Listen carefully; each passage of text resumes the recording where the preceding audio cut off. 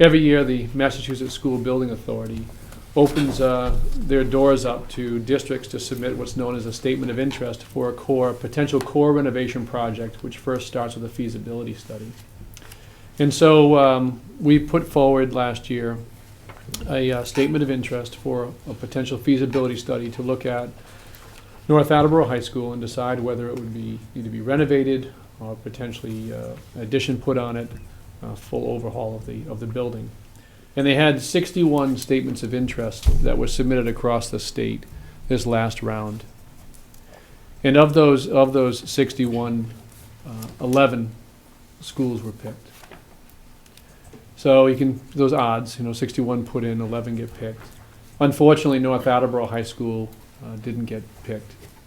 So I got a call from Diane Sullivan. She's one of the higher ups at the MSBA, and she called me ahead of time to let me know we weren't picked.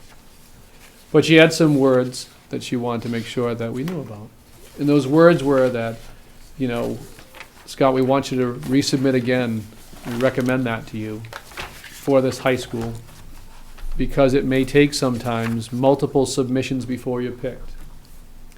I've heard and we've seen before that across the state that sometimes it takes up to 10 consecutive submissions before finally a school is picked for the feasibility study.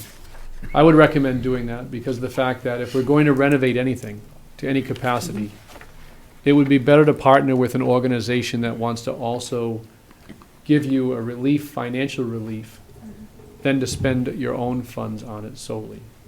And what I mean is the MSBA, if they do partner with our district, would come up with a piece of the pie, somewhere around, it depends on where we stand, anywhere from like 50% to 53% they would cover.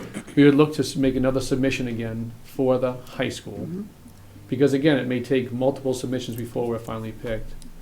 But at the same time too, one of the goals that we had agreed on for the superintendent was to have a submission for an elementary school to be built. This is down the road for years. This may take anywhere from 5 to 7 years. So as I'm speaking today, the realization is not today, but if we were picked next year, this piece I'm saying could take 7 years to do. There could be a new elementary complex on the AMVET property. AMVET may get demolished, and you'd redistrict and have community students, Roosevelt students, and AMVET students attend this new school. And you would have 3 elementary schools.